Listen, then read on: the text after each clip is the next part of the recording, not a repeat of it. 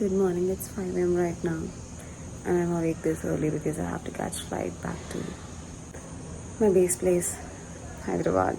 It's not a nice feeling, to be very honest. I mean, I'm awake. सुबह 3:30 से मुझको बिल्कुल अच्छा नहीं feel. I don't feel like going back and leaving my family here behind. But I have to.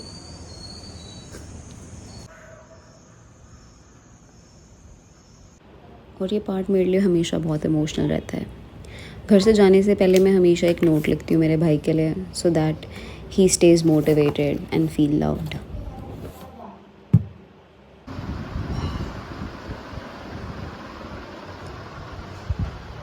उठो उठो उठो जल्दी उठो.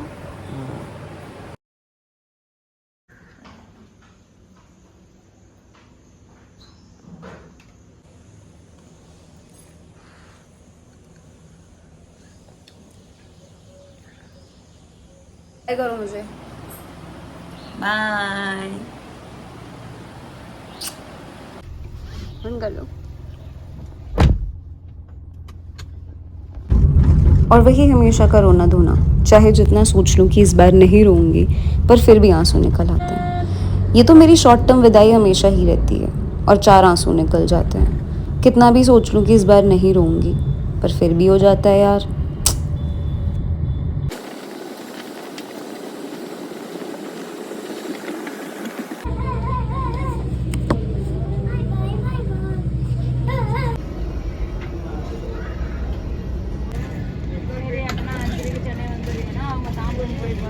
हमेशा मेरा एम होता है कि फ़्लाइट में बैठते ही कुछ ना कुछ टाइम पास करना है, थोड़ी देर सोना है, फिर नींद खुल जाती है, फिर कुछ यहाँ वहाँ के काम करती हूँ और फिर सो जाती हूँ. पर ये फ़्लाइट ख़त्म ही नहीं होती है.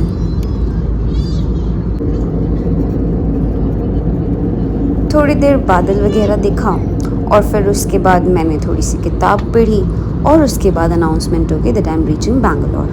We welcome you to Bengaluru Terminal 1. Being on time is a wonderful thing and we at Indigo are committed to it.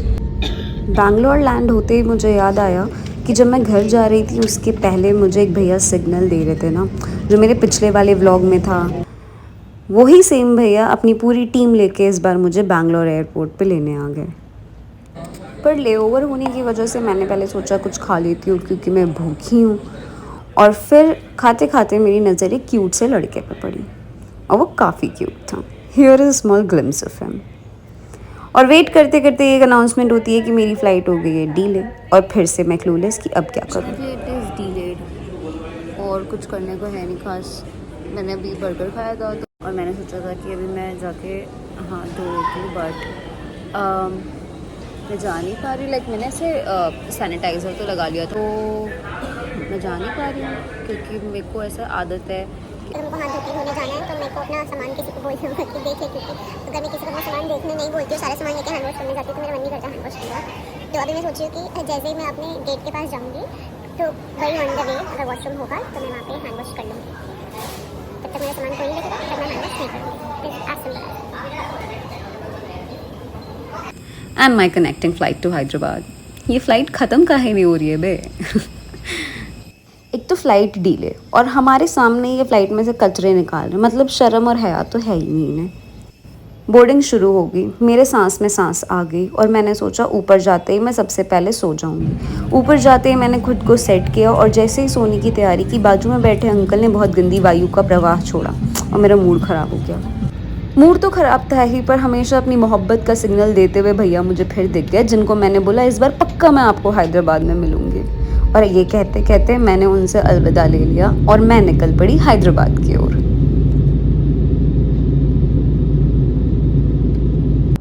They say life vest under your seat, I say life under your seat. मुझे life vest नहीं, अपनी jacket की ज़रूरत थी. बहुत ठंड थी भाई साहब, तो मैंने जैकेट से अपने आप को ढका, और अपने साथ साथ मैंने मेरे खाने को भी ढक दिया, क्योंकि यार उसको भी तो ठंड लग सकती है ना. मैं नहीं खा पाऊँगी अगर वो बीमार पड़ जाएगा तो. Our flight computer we estimate to touchdown in the next 7 minutes. However, another 6 minutes to 8 minutes as per the air traffic services. Once again, we apologize for this delay. Thank you for your patience and understanding. इस announcement के बाद मैं फिर सो गई और जब उठी और बाहर देखा तो मुझे हैदराबाद की ज़मीन दिख रही। मैंने पायलट भैया को बोला जल्दी ब्रेक लगाओ, जल्दी लगाओ। वो भैया लैंड कर ही रहे थे पर वो ब्रेक नहीं लगा रहे थे। मैंने बोला ब्रेक लगाओ, मुझे यहीं उतरना है। धीरे धीरे करके उन्होंने मेरी बात सुनी और उन्होंने ब्रेक लगाया। ये देखिए ब्रेक लगाना, यहीं लगा था ब्रेक, इसे कहते हैं ब्रेक।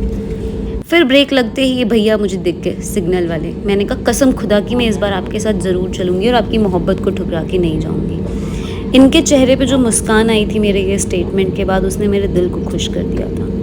और इनकी छाती देखो कैसी चौड़ी हो गई है, क्योंकि इन्हें भी मेरी बातों पे उतना ही विश्वास था जितना मुझे। अब हमारी मोहब्बत को कोई अलग नहीं कर सकता। मिलने का इंतज़ार हो तो ऐसा। भैया ने गाड़ी निकाली और सबसे पहले उन्होंने मेरा लगेज निकाला और मैं भी सबसे पहले भाग भाग के उतरी, क्योंकि मुझे भी तो भैया से मिलना था। जल्दी से मैंने बस पकड़ी ताकि मेरे को वो जल्दी से एयरपोर्ट छोड़ दे, ताकि मैं जाके उनसे माफ़ी मांग सकूं कि मैं उनको लास्ट टाइम छोड़ के गई थी। इसी फिराक में भागते हुए मैं एयरपोर्ट पे भैया की खोज में लग गई, पर भैया मुझे कहीं नहीं दिखे। जब भैया नहीं दिखे तो क्या करना था, फिर मैं निकल पड़ी एग्ज़िट की ओर, क्योंकि मैं कब तक ही उनका वेट करती यार। मुझे लग रहा है कि ये मोहब्बत नकली थी और अब मुझे अपने डेस्टिनेशन की ओर जाना चाहिए। और मैं निकल गई घर के लिए।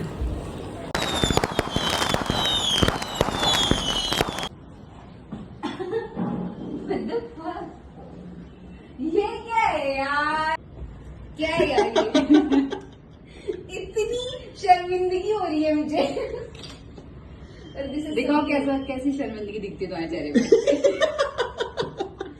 This is so cute. कैसे चलूं मैं इसमें? यार दिस इज सो क्यूट। अब मैं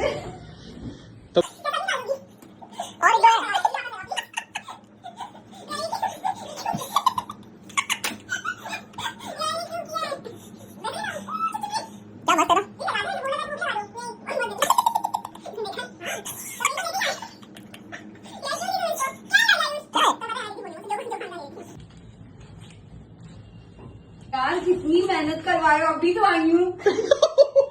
ये सब कुछ नहीं है।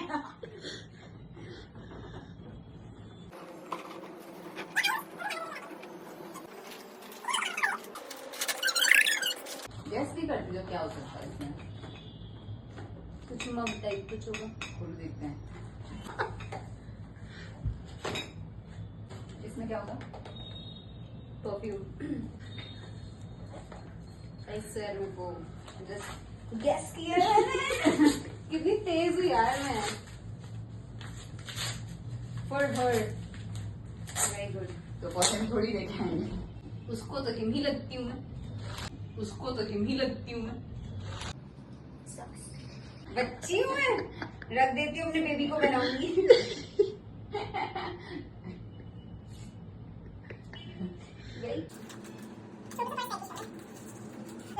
ये मेरी अब, ओ ये उसकी बहन है।